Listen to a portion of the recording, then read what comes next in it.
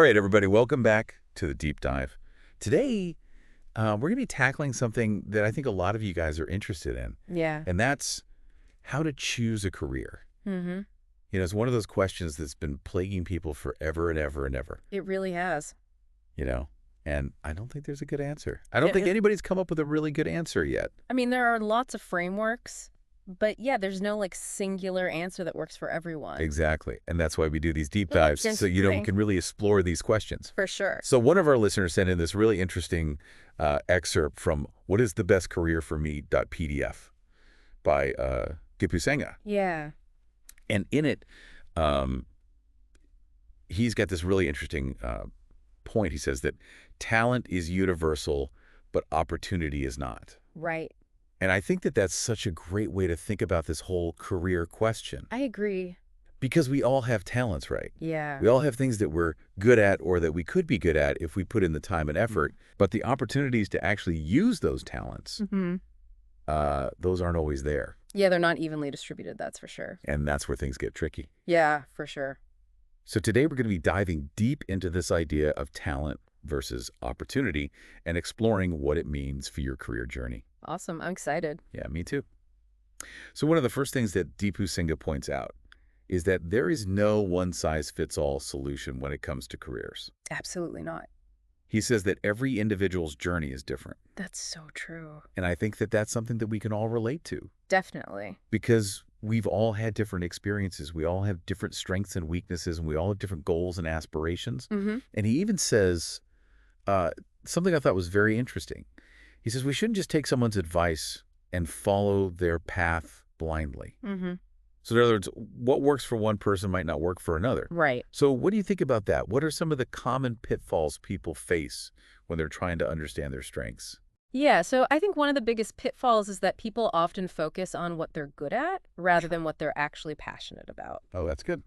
So many people excel in a certain field. Yeah. They get good grades in school or they get promoted at work, Right, but they're not actually happy doing it. right. And I think that's a recipe for disaster. Because if you're not passionate about what you're doing, you're not going to be motivated. You're Right. not going to be engaged, and you're not going to be successful in the long run. Yeah, you're going to burn out. Yeah, exactly. And the other pitfall I see is that people sometimes underestimate the importance of their environment. Oh, okay. You might be incredibly talented and passionate about something, Right.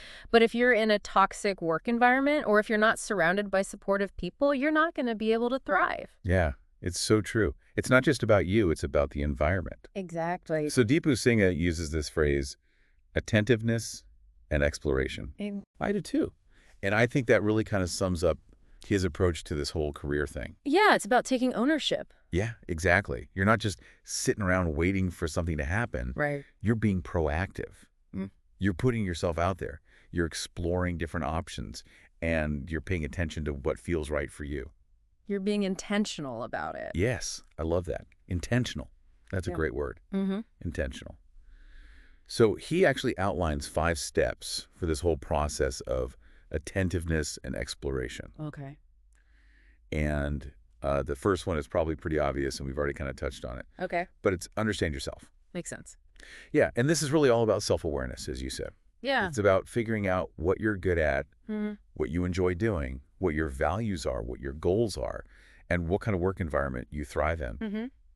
And this can be a really tough process for some people It can be. because it requires you to be honest with yourself. Yeah. You got to dig deep. Yeah, and it can be kind of scary to really think about what you want out of life and to admit that maybe you're not on the right path. For sure. But it's so important to do this work because if you don't know yourself, Yeah.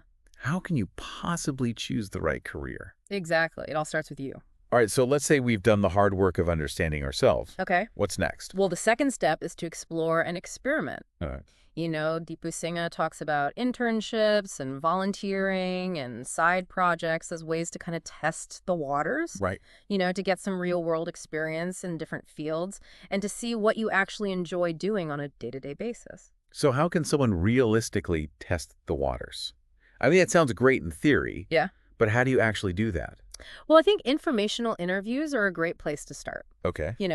reach out to people who are working in fields that interest you and just ask them about their experiences. Okay. You know, what do they like about their job? What do they dislike? What's a typical day look like? Right. You know, things like that. Yeah. And you can also look for shadowing opportunities, Oh, yeah. you know, where you can spend a day or two with someone and just observe what they do. That's a great idea. I haven't done that in a while. Yeah, it's super valuable. And then, of course, there's freelance work and volunteer work. Right. Those are great ways to build your skills and to get some experience on your resume. Okay, that's good advice. So Yeah. step 3 is seek growth, Yeah. not perfection. Yes. So easy to say, right? Yeah, But so hard to actually do. it is. I remember when I was in college, I felt so much pressure to have it all figured out. You Yeah. know, like I needed to graduate and get the perfect job, Yeah. and then everything would be great. I hear that a lot. And of course, that's not how it works. Nope. Life is messy and careers are messy, For sure. and there are going to be ups and downs. Absolutely. So how do we let go of that need for perfection? Well, I think it's important to remember that your first job doesn't define your entire career. Okay. You know, it's just one step on a much longer journey. And it's a chance to learn and grow and to figure out what you want and don't want in a job. It's almost like you're allowed to quit. You are, really. People do it all the time. I know, but it always feels so scary. Yeah, I get that. Huh. But it's okay to move on if you're not happy or if you're not growing. All right, so that brings us to step 4. Stay curious. Yes. I love this one Me too. because it's all about being open to new possibilities.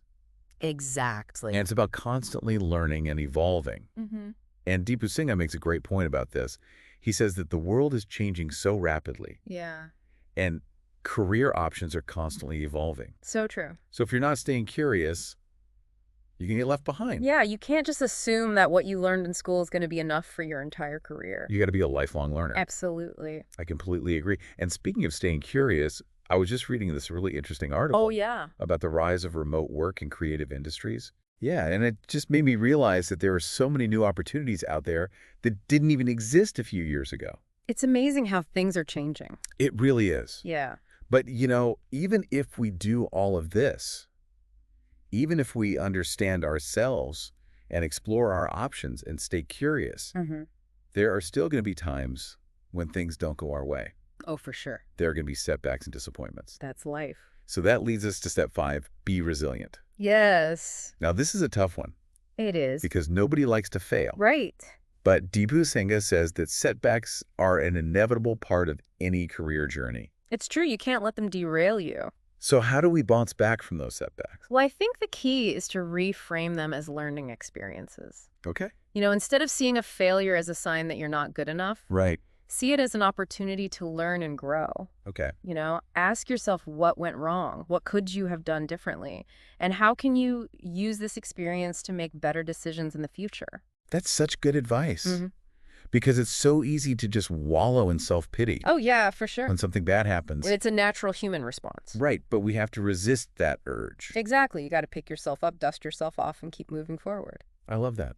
Yeah. So I guess the big takeaway from all of this is that a career is not about finding the one right answer. Yeah, It's about embracing the journey. exactly. It's about being open to new possibilities. Mm-hmm. And it's about being resilient in the face of challenges. For sure. And I think that's a really empowering message. It is. It's about taking control of your own destiny. Exactly. So to kind of wrap things up, I want to leave you with a question. Okay.